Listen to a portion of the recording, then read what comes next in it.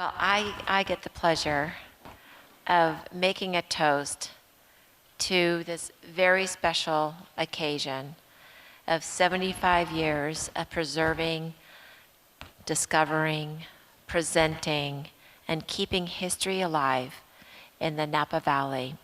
And here, as to our director, former supervisor said, here's to another 75 years. Yay. Yes. Here, Here, here. here.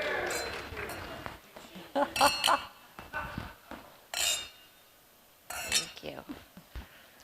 Okay, one more. All right, thank you. Check.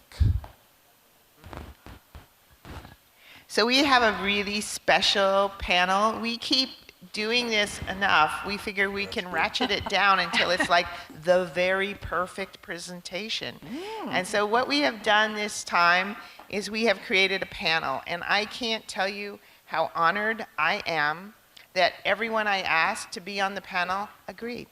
And so I think that this is really special. So what we're going to do is I'm going to introduce our moderator for today, and then she is going to in turn introduce everyone else, and they're going to have a discussion, a conversation about the future of history. And I think this is incredibly important because if you close your eyes and I say, oh, if you walk into a historical society and it's an old case with dusty items in it and hand-typed cards that are curling up in yellow, you'll all nod your heads. But that is not history. History is alive, it's vibrant, and it has vibrancy. And these people here on this stage are the ones who make it happen. So first of all, let's welcome our moderator. Our moderator is Shannon Kuleto. I met Shannon a few years ago and started like having little conversations with her, and I was like, oh my God, this is a killer woman. Anyway, she's a writer, she's a nonprofit advocate, she's a former vintner, and for 14 years she's been a member of the St. Helena Star's editorial board. And she has always been a champion of history. And if you've seen her picture in the Women in Vintners books, she's standing in the cemetery. Yeah. There we go. But Shannon didn't start out here, and we can only be grateful for that. She started out in the Blue Ridge Mountains of Tennessee, and she taught history at Georgia State University, and so she was just, I'm sure she was a killer professor. Who wouldn't love her? I'm good at trivia. But 30 years ago, she honored us by moving to this valley. She's now collaborating with Diane Dillon, and they have a new group, organization, company, Napa Valley Roots, and this is an in progress. They've got many things going, but one of them is a history book on the governance of Napa, which is well beyond needed. Anyway, so Shannon and her lifelong fascination of making connections between the past and the future and the present continues to inspire both everyone who's around her and the work that she does. So I want you to please raise your hands, give it up for Shannon Kuleto. Thank you. Thank you. Thank you so much, Shelley. It's absolutely wonderful to be here among the family of people. We all care so much about Napa County history, and it's such a stellar occasion to be celebrating the 75 years together. Today, we're going to be talking about past accomplishments of the Napa County Historical Society in general, the traditions of heritage and preservation and storytelling in Napa Valley. It's going to be equal parts taking stock and celebrating and envisioning a future. We'll also be recognizing ongoing project successes, obstacles in the present and in the pipeline. But most essentially, we are here today to begin a much longer conversation that we have to be at the center of in this group about the future of history. A bit of a brainstorming session. So it's almost as if you were all on stage. And we're specifically going to consider what each and every one of us in this room and on Zoom can do to help set trajectories and shore up the foundations that are going to allow us to keep history alive and thriving for the next 75 years and beyond, just as Shelley said so rousingly earlier. So let's introduce these three wonderful panelists, none of whom truly needs an introduction among this hometown crowd, but all three deserve an extra measure of appreciation from all of us who do love history for their lifelong contributions to the heritage of our community. First, we're very excited for one of Napa's most beloved local historians and history guides, Nancy Brennan, to be joining us. Nancy is sometimes known as the Cemetery Lady for the fascinating tour she's given of the historic Tule Case Cemetery over the last 3 decades.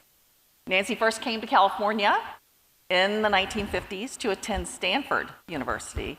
There she studied her first loves, art and design, but also got a solid grounding in history and writing, skills which came together beautifully for all of our sakes in the 1980s, when Nancy moved to Napa and happily found like-minded friends through her active membership in Napa County Landmarks, the Historical Society, and as a prolific writer for the then new weekly newspaper, the Napa Valley Times. Her first big assignment for the Times was to write no less than the history of the Napa Valley. In 2 parts, published in 1985, for which Nancy dove headfirst into all existing sources, and thus did the newcomer to Napa Valley quickly become one of its go-to storytellers, which led, for example, to Jim Fogarty, head trustee of Tule Case, hiring Nancy to write a history of the cemetery, which then, of course, led to her amazing tours.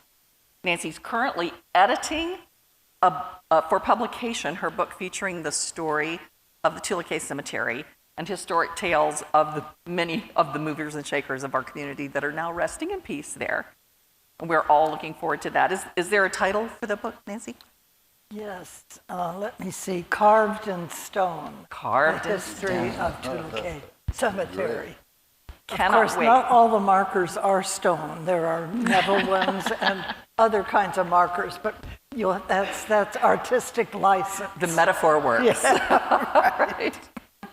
Next on stage, we all recognize Diane Dillon for her exemplary 20 years of service representing District 3 on our Napa County Board of Supervisors. But there's much more to know about Diane, the writer, the researcher, and genealogist. Diane is 5th generation here in Napa Valley with roots going back to the 1850s Pritchard and Conn families. She left the valley for her higher education, but soon returned with no less than 3 UC degrees: anthropology, library science, and plus the JD that wound up bringing her permanently home to Napa Valley, first to 2 decades of private law practice, and then to another 2 decades of public services supervisor. What's next for Diane? Well, this year she has at last embarked on her post-BOS plan to spend more time researching our local history. Job 1's to complete her work-in-progress book surveying the history of Napa County governance. This book will also feature fascinating profiles of each and every elected supervisor since the county's creation in 1850. While this 3rd career is a new focus for Diane, her passion for stewardship and preservation in Napa County is not new. This drive was apparent in her early Measure J activism, fighting to keep the ag preserve intact, in her decade of as a hands-on board trustee for Napa County Landmarks in the 90s, and lucky for us, her life membership in the Napa County Historical Society, an organization Diane grew up with. Her mom, Georgina Dillon, served on the NCHS board for many years. Throughout her legal and political careers, Diane has consistently supported local history, genealogy, preservation organizations, but Diane's outlook goes beyond the strictly local. As supervisor, Diane simultaneously held leadership positions statewide, which gave her some extraordinary opportunities to observe the ways other California counties and some places nationally have successfully organized support for local heritage. Add to this unusual access the fact that behind the scenes, Diane has basically dedicated every spare moment of her life to visiting archives, museums, cemeteries, landmarks, and carefully cataloging her findings.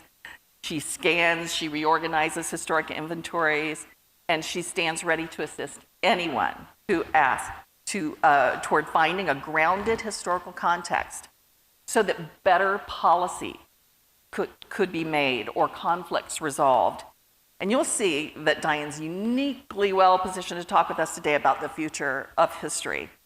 I will also mention again that Diane is one of the marvelous pioneering women in the current Goodman Library exhibit of 2 centuries of women who've changed Napa's cultural landscape. Well done.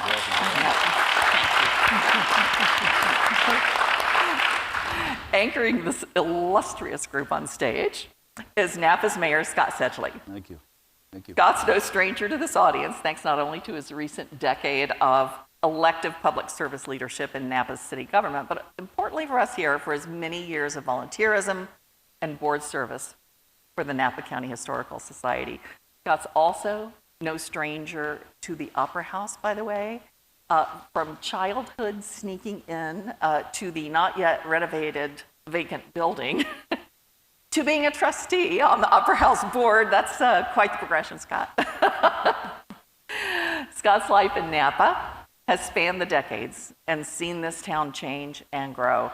He attended Napa High in the turbulent late 60s. In the 70s and 80s, as a carpenter, Scott helped construct parts of the fast evolving downtown and literally helped reshape the city. Then Scott served 32 years in the Napa Fire Department, retiring as Captain Sedgley in 2011. From these experiences, somehow, Scott long ago found himself in lifelong love with Napa Valley history. In the name of history, this man has given lively tours of the Bale Mill, led bicycle architectural tours of downtown, climbed many a ladder to hang banners for history exhibitions, and put on fancy period dress to bring history to life for countless walking tours and celebrations. Scott's leadership now as mayor puts him squarely at the intersection of development and preservation, that push-pull of competing interests that has always existed in questions of land use, real estate development, all while seeking to balance somehow providing an expansive vision, useful support, and clear incentives for preserving our community's rich heritage. So with this panel's bona fides well established, let's turn our thoughts to the future of history. And what better time than a landmark 75th birthday to take stock? And with what better group than the dedicated members of the Napa County Historical Society joining us here in the room and live online? Is this the definition of preaching to the choir? I hope so.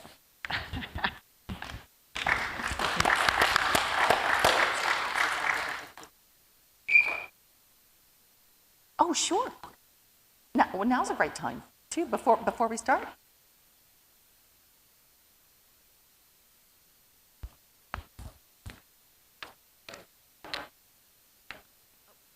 Thank you.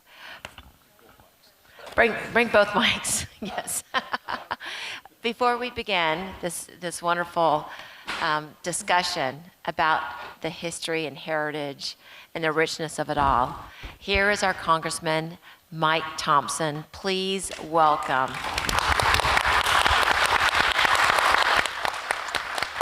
Congressman Thompson has been serving decades and decades and to represent and to advocate for not just Napa Valley, but his entire district. As I mentioned earlier, he's been on a scramble today. This should be your day off, and you're on a scramble. You just came from Dixon. You've been all over. It's not uncommon. I mean, this is the truth. It's not uncommon for him to go to 6 different events in one day within the region of his district, which is wide. It's true. I know he's to stop it. But he's one of my heroes. I'm sure he's one of yours, and he's taken time to recognize and acknowledge the 75th anniversary. Thank you, Congressman Thompson. Liz, thank you very much. I wasn't going to miss this. History is very important to me. The history of our valley is very important to me. And the work that the society does has been incredible. And the fact that you have made it your #1 priority to connect us with our past and to recognize all of the different groups that have been part of our past that got us here, I think is incredibly important. The ELOS event that you guys did was fabulous. And it was, I don't think I've ever seen that many people in the Goodman building at one time before. So, and there's a lot of things that you could do in addition to that, and Diane and Shannon and I have conspired on a lot of those. There's a whole waterfowl history here. I can't let you forget about that. And your dad had a duck decoy collection, so you know how important that is. And I think it's cool that you're doing this here today, because I've got a connection with this building. And when it was determined that we were going to save the Opera House, there was a group that formed, and they raised a bunch of money. And one of the problems from day #1 was they had to hurry because it was about to fall over. And I don't know if any of you remember, but they dug a footing on the inside, poured concrete so they could put supports up so it would not fall over. And I got a call. I think it was from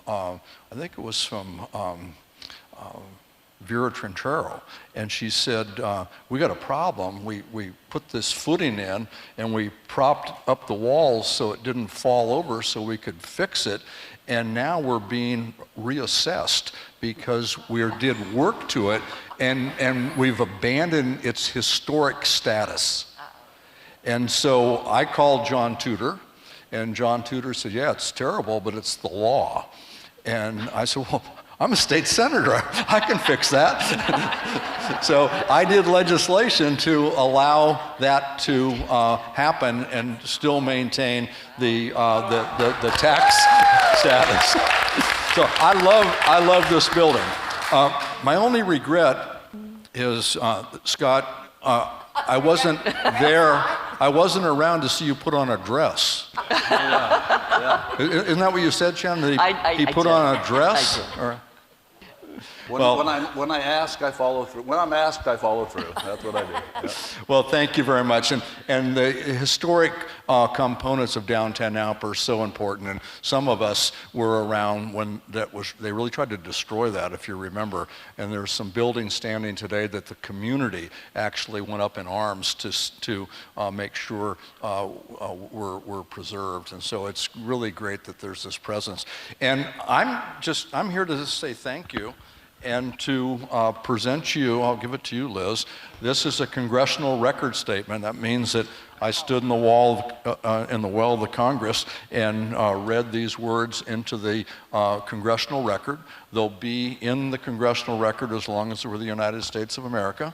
And hopefully there's no more January 6th nonsense, and we'll keep that going for a while. And thank you. Thank you for 75 years. Thanks for what you're doing, and thanks for what I know you'll continue to do. Thank you, Mike.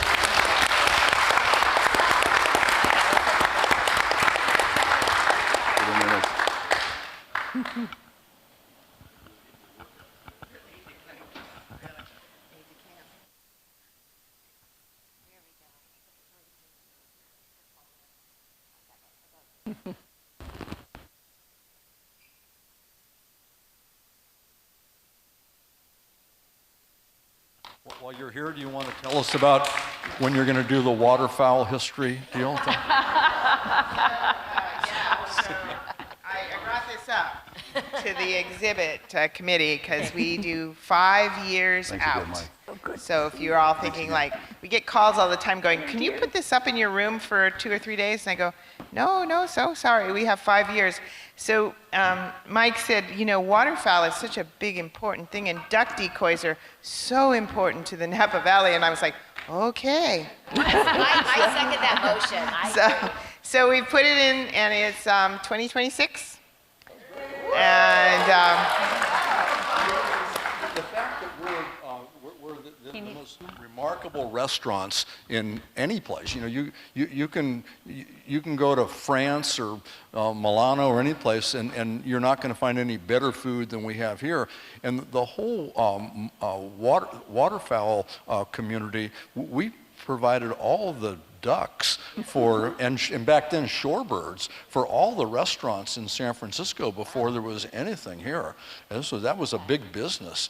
And then and maintaining the wetlands and the habitat is so important for the watershed importance and pollution. And you ought to do it in 2025. Well, maybe move it up. Okay, thank you. That's Mike taking the win. Right. If it walks like a duck. Thank you so much, Congressman Thompson. That was so well-deserved. We'll switch gears immediately back to the future of history. And let's start with a question about the past and our attitudes toward the past.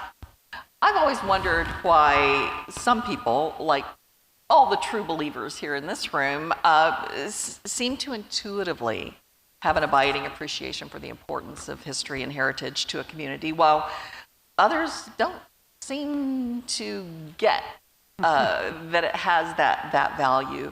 Could each of you tell us how you came to value history? And perhaps your experiences with how the Historical Society has done history in the past or when you first joined. And Nancy, can you begin? Sure. I came from a family that just loved history. So I think it was in my genes. But I also think that you have to be inquisitive and you have to have a wonder about the world around you, and also be a storyteller. Because when you pass, say, an old deserted building or a site where supposedly a battle was fought, then the stories come, and you want to know what really, really happened.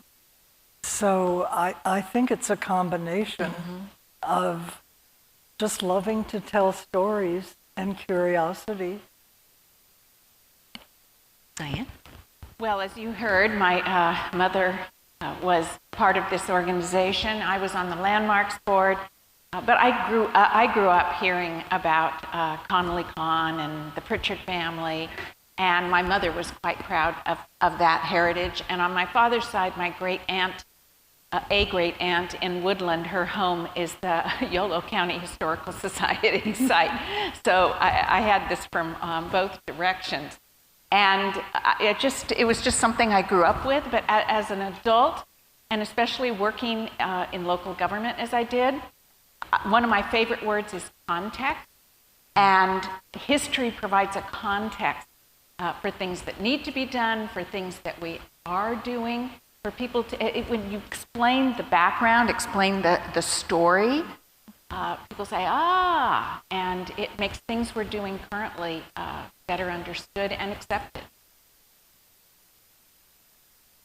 For me, my grandfather, he was a big influence in my young life. I spent a lot of time with my grandparents.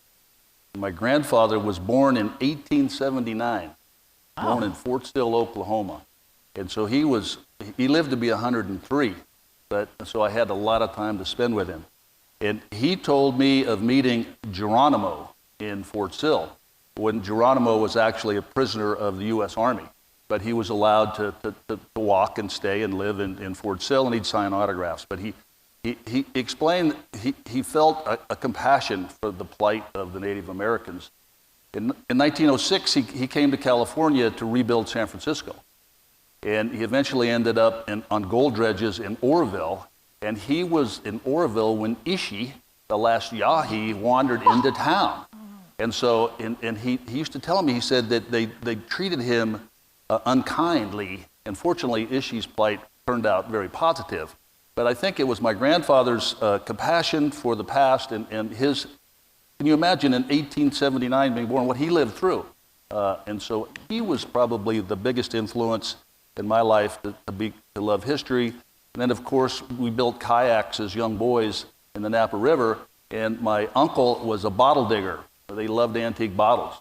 And so we learned at low tide from our kayaks to dig the banks of the Napa River looking for bottles. And so then one thing leads to another, and they connect you all to the past. Soda bottles, all our antique soda work bottles. So that's what it instilled in me, is just, finding these things and then, having a piece of a glass bottle that's, 120 years old.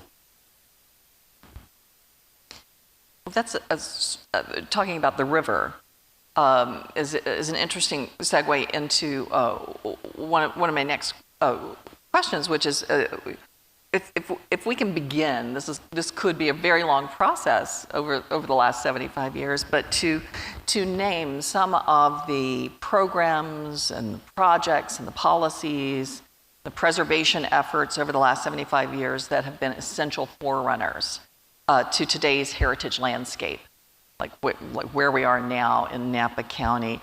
It might be, like I said, a long list, but Scott, could you start with and maybe talk about the river? Most definitely, and we can talk a little bit about the formation of Napa County landmarks when redevelopment was going on, and redevelopment was brought to town with well intentions, but then we realized we made a lot of mistakes. But so 1974 for Napa Landmarks, I believe, and Ernie Schlumbaum is back. Thank you, Ernie, for coming here. He's president of Napa County Landmarks and all the good work they do. So I think that was the start. But then in 1998, when the voters approved Measure A and the flood project, I mean, that was the catalyst, I think, that brought Robert Mondavi to town, brought Harry Price, Mike DeSimone to start to reconstruct downtown. And then we realized what we had lost. And so part of that whole process is maintaining historical facades. The Merrill's building, when it was rebuilt as the Archer Hotel, when the city council said, well, you need to maintain that Art Deco tile facade on the front of that hotel, and they about fell over. We have to do what? You know what that's going to take to do? But they did it, and now it's phenomenal. And the same with the Franklin Street Franklin Station Post Office. The owner of that, in the development agreement, will be required to maintain that for-let facade WPA project. And so maintaining those things like the Opera House, like the Mathis Flanagan building next door, this block was scheduled to be raised, the entire block. But thankfully, John Whitridge and Clan said, whoa, slow down. And so I think that's the attitude, the philosophy, I think, up and down the valley is American Canyon's going to restore the cement plant, the ruins. They're going to repurpose that. And now, is that magnificent? That's what we're doing. We're thinking that way. We're not just going to erase it. We're going to preserve it. And I think that's where it started, most likely. Do you think the tide has turned, and that we can be safe in assuming that restoring things is going to have a higher priority or be? I believe so. We're doing well in that regard.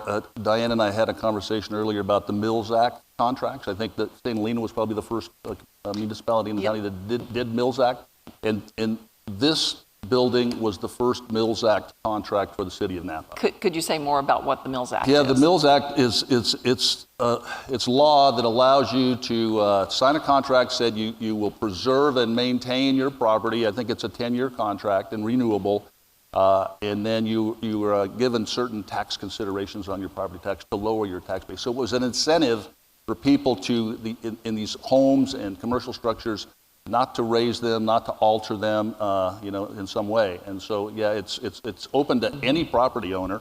If you have a historical property, you can apply, and that was the idea behind it. Mm-hmm. Diane, could you speak to how the Mills Act and St. Helena? Well, yes. I mean, that was the first entity, the city of St. Helena, to adopt the Mills Act. We were very fortunate, I think, to have Carol Poole was the planning director at the time for City of St. Helena, and Cindy Heitzman was the building inspector.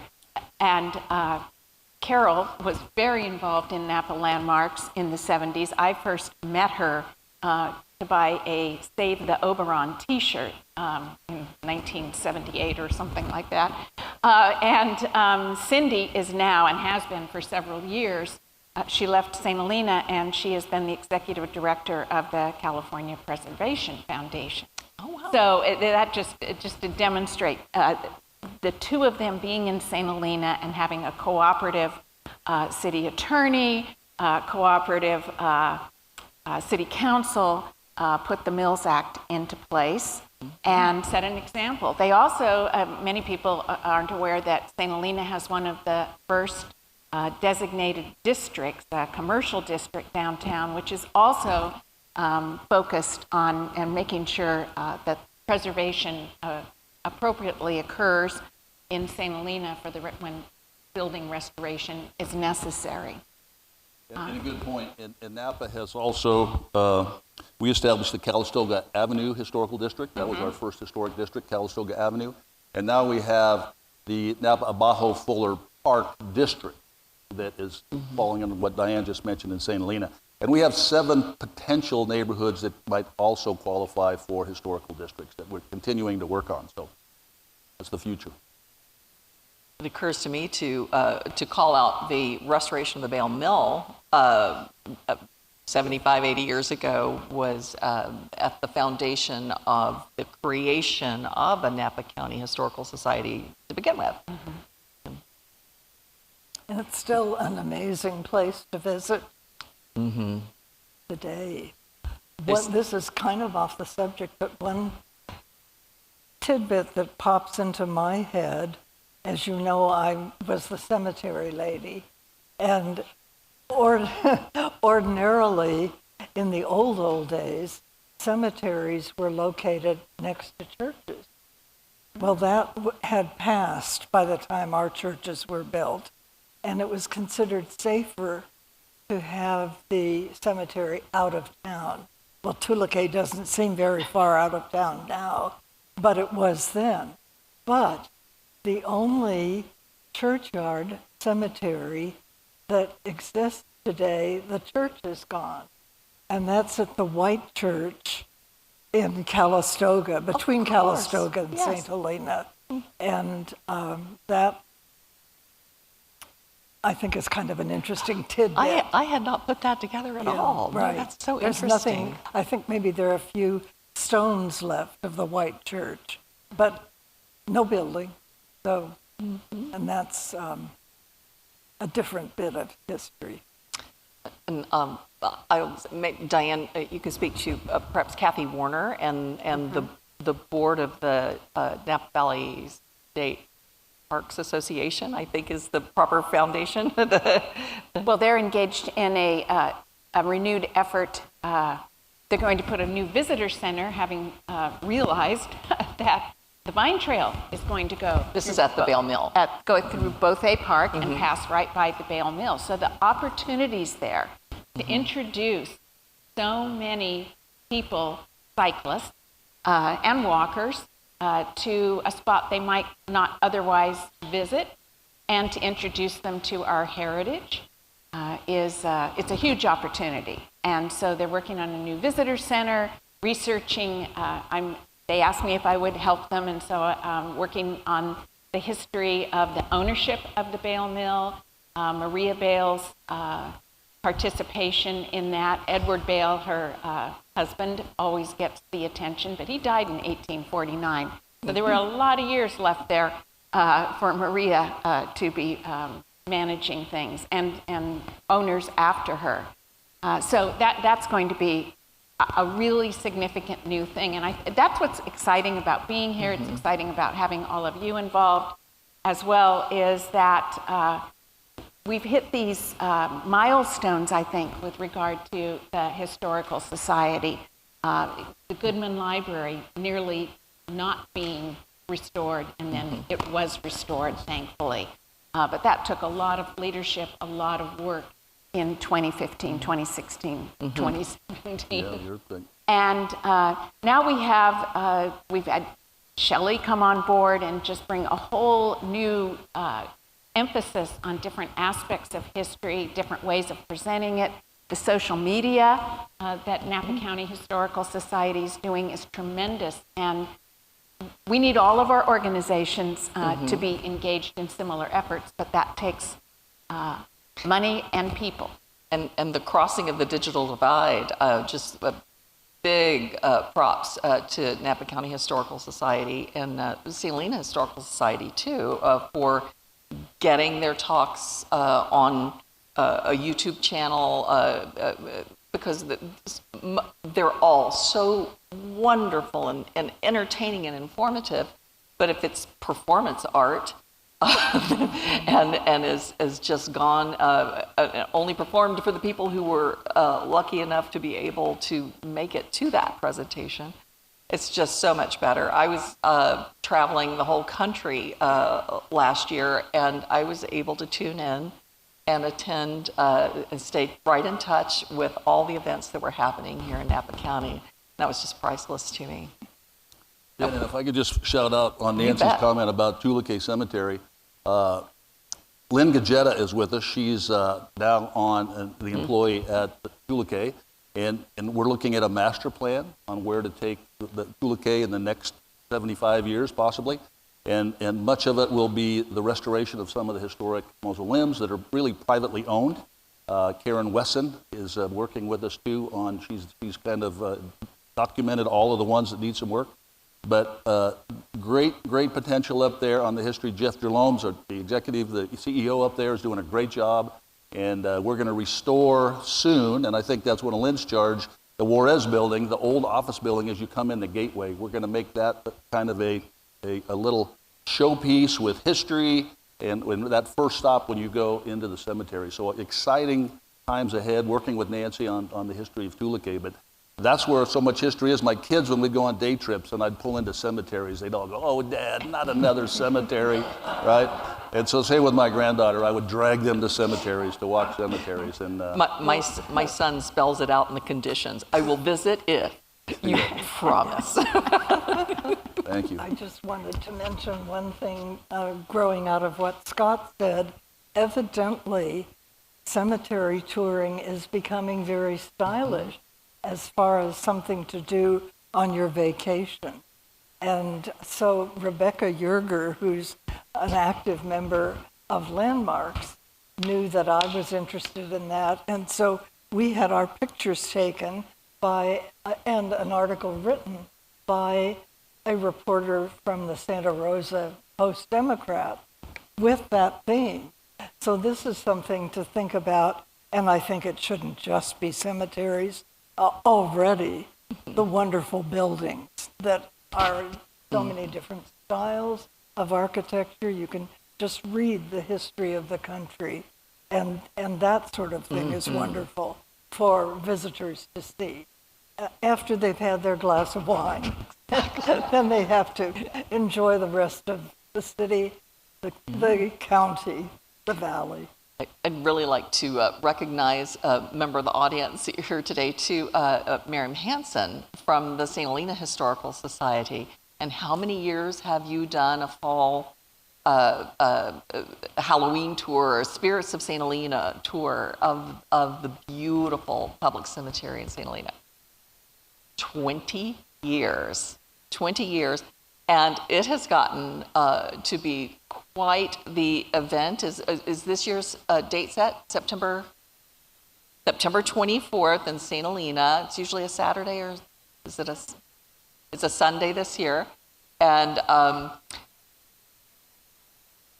Emerald Isle to Napa Valley, so it will be Irish immigrants featuring. There's a theme every year. It may be Chinese in the St. Helena Chinatown. It may be Italian Americans. You did Confederate and Union soldiers who are buried there one year. But there's a collaboration with the St. Helena High School drama department, and those kids dress up and read the scripts that Miriam has researched and written for them, and do that sort of living history thing, which I think is just one of the most wonderful opportunities for history in Napa Valley. Yes? Wonderful. I'm just going to repeat for our Zoom audience on the microphone what you were saying. You were appreciating the St. Helena Historical Society and Merriam for doing the tour in 2017 for the Chinese, especially. It's a fascinating story. Another one might be right on time, combined with John McCormick's new book on the Chinese in Napa Valley. Could be. I just wanted to say, Scott, I took note of, I wanted to highlight one of the phrases that you used, realizing what we'd lost or almost lost.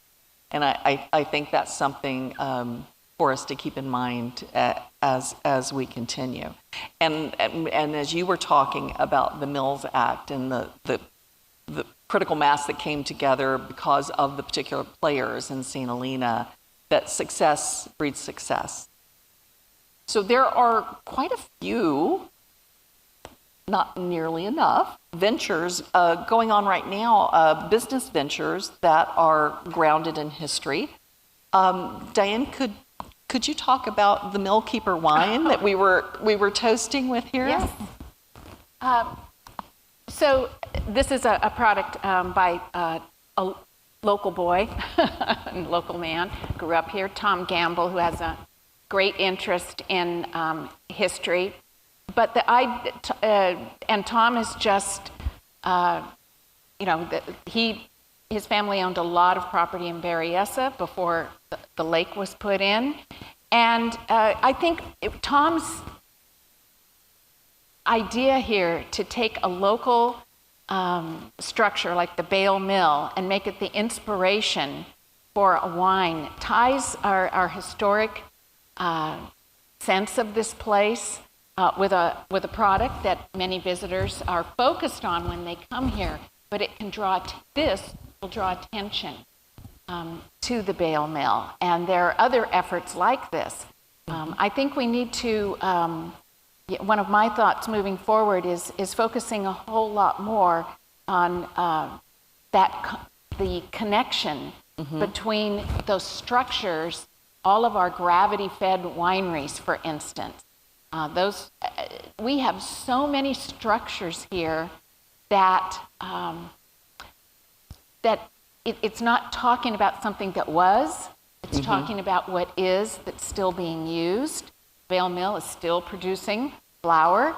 They can't by law tell you to use it for your cake, but they're able to sell it, and that, I think, Bill Dodd's predecessor helped us get that done. I was thinking when coming down here today about the difference if you went to Washington, D.C., and somebody said, here marks the spot where President Lincoln was assassinated, and told you the story, versus being able to go into a place. And I know I'm focused on the Bale Mill because I'm doing research for it, but we have so many places in this county where you can go to the place that was there 150 years ago and wrap the story of how it came to be, how that place came to be, how history evolved here from the First Peoples to current, and how many of those places are still being used and are still relevant. I'm looking forward to visiting Calistoga soon and touring Jean-Charles Boisset's renovation and restoration and repurposing of the Calistoga Depot, which I hear that is wonderful. And there's another vintner who has, if you haven't been to the Oakville Museum, it is fabulous. And that's from the heart of Jean-Charles. He also at Buena Vista, over the border in Sonoma. He took a deep dive into the history there when he bought that facility. And there's a full-time actor there portraying Augustin Harris-Thie, the Count, who trained Charles Krug, so that's a wonderful place to go. And Boisset has the Ink House now at Whitehall Lane, Up Valley, that he's restored, and is going into a spot in St. Helena downtown soon. Mm-hmm. So it's interesting to see, and I think it's incumbent on those of us who love history and the historical societies too, to help to congratulate, draw attention to, and help provide resources and talking points to people who might consider using their history as an essential part of their business plan. Mm-hmm. And to Nancy's point, people want to engage in visiting history and heritage tourism, and we need to do more to provide them with those opportunities. Thus, having some of our local vintners encourage people to do that mm-hmm. by what they're putting on labels and what they're doing at places like the Oakville Museum helps all of us who are passionate about preserving and promoting our history. Well, and Shelley mentioned in her remarks that that history is a powerful economic catalyst. Yes. But too few people understand that should be included in budgeting and included in planning.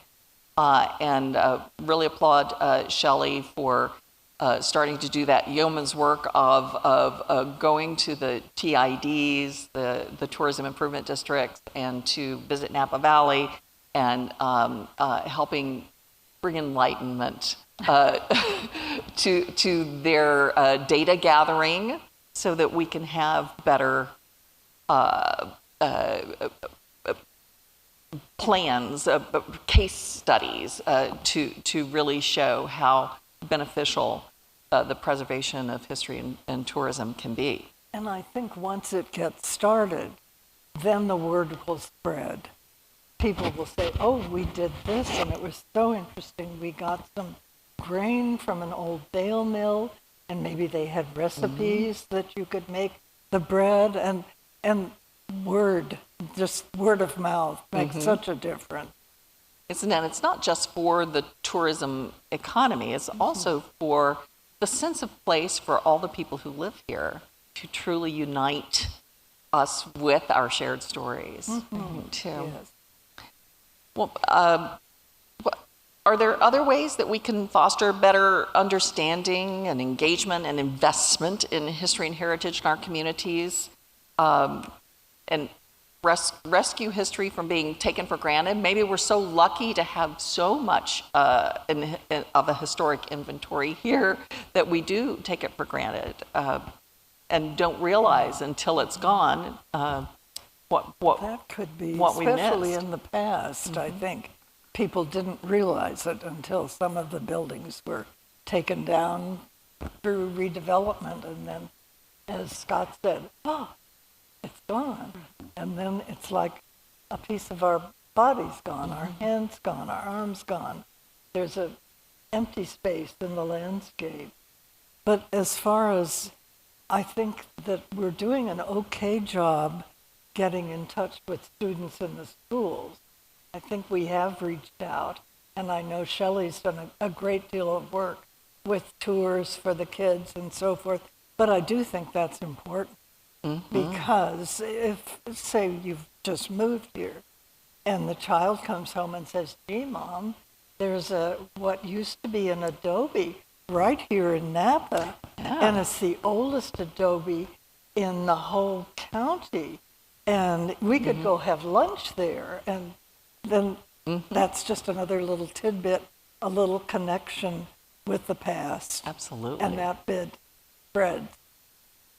Well, let's start to wind up our discussion thinking about a roadmap for the future and get beyond moving the needle to greater awareness and let's create a call to action here. What are the steps that each of us can be doing this week, this month, this year, working with the Historical Society, working on our own? What can we do to help expand the possibilities for history and heritage in Napa Valley going forward? We started talking about collaboration. Diane, you want to talk a little bit more about that? Well, I'll follow on some remarks actually that Shelley made because we've been thinking alike in that getting all these organizations together in the valley, they're not working in opposition to each other, but it's an all ships float kind of idea if we get together from the Sharpstein to the Napa County Historical Society, which is all encompassing. One of the things I learned actually, yes, in the last 20 years in my role as supervisor was about things that I wouldn't have otherwise learned, but how many entities and groups there are out there all working, sometimes on the same things, but often on different facets of the same theme. And there are folks in Pope Valley, they're not organized in a formal way, but working to preserve history in Pope Valley. So they end up working with the Napa County Historical Society. So I think their landmarks and Historical Society have been working together more cooperatively in the last few years. And I think that's what we all need to take whatever is our individual strength, if we're an organization, and meld those in such a way that it benefits everyone. So having a get-together, not a conference, but a gathering of the entities or the leadership in those entities to talk about that's an action item that I know probably most of them are interested in as well. Fantastic idea. And we've RLS Museum, often not thought about down at this end of the valley, but that is a big draw in city of St. Helena. People come from all over the world who are fans of Robert Louis Stevenson. Is it the second most significant collection of Stevensoniana in the world, I believe? Yeah. Well, Scott, you're an elected official. Would it move a needle for an elected official to hear from multiple people that history and heritage was important to them? Most definitely. And as Diane can attest to, when you have a room full of people that are passionate about things, electeds listen. We try to find solutions.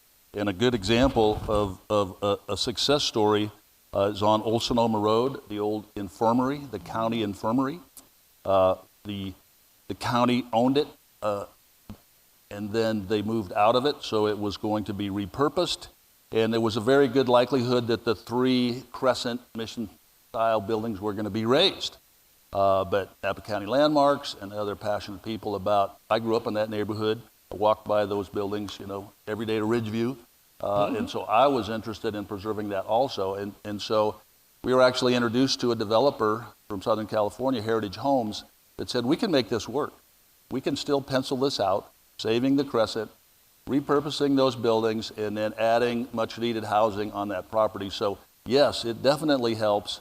And we're fortunate this council, the current board, other councils recognize that economic benefit from preserving that, and that's the pulse now. We can't always guarantee that with future electeds, but it'll be up to us to make sure they hear that message and keep after it. Our public art ordinance is part of that, right? So agree. That brings public art more to the community, and then we try to make that art appropriate and compatible. There's a new project being proposed in the bypass.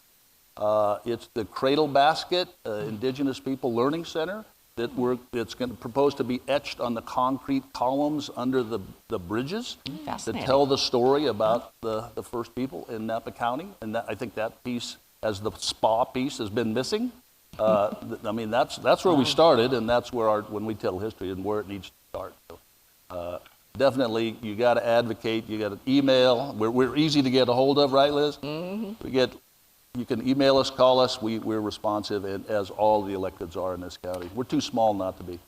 Thank you. That is terrific. And boy, you can tell we could go on and on for another hour here, just enumerating things that we can do. So that's why I said this is the beginning of a conversation. And I love Diane's idea about continuing this, amongst other interested organizations and exploring ways that better collaboration can happen. And Shelley's already begun this, and so we'd just be following in her, what do they call that when you're in the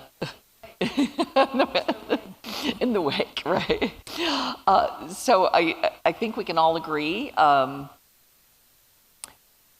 we are Team History, and we need to wear our colors a little more proudly and less quietly, perhaps, than we have in the past.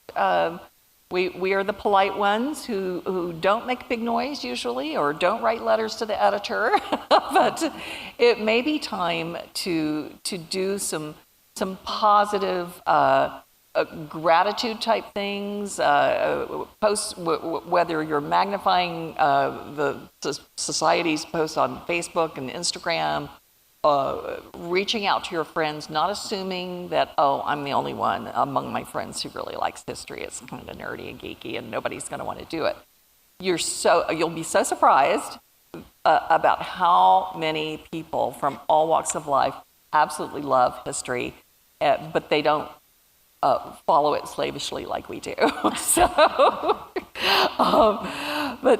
I think we can all agree here that we're true believers that history and heritage matter tremendously to nurturing a strong and vibrant and interconnected community, even if not everyone in that community realizes it. And that's what's on us, to start shining that light more brightly, communicating better. The future of history may depend on how well we do communicate that message. Happy 75th birthday to the Napa County Historical Society. Thank you. So on that note, and then Napa Way, and that wine was really good. Do we have any left? I accidentally drank all mine. There's a little more. Is there just enough for a toast? Okay, so we need to do one more toast. You know what I was thinking about as everybody was talking oh, wow, that's a nice toast. How many of you in your education learned and heard about history in a rote manner? It was all memorization of facts. It wasn't the stories. It didn't have the context. It didn't have the heart and soul that history has. And I think that one of our barriers, if you will, is to overcome that perception that it's rote, that it's not human. It's not you, your family. The people that contributed so much to who we are and where we are today. And I really feel strongly about bringing those stories forward. Nancy, you're right. Mm-hmm. It's about telling the stories. It's not about rote or memorization, but it's telling those stories that matter, that we can all embrace and learn from and continue to evolve and be even better in futures to come. Mm-hmm. So to all of you, thank you so much. To the members, and please become part of the 1% Club. That's another thing. We want 1% of Napa County as our members. That's our goal. Cheers. Salute. Salute. Thank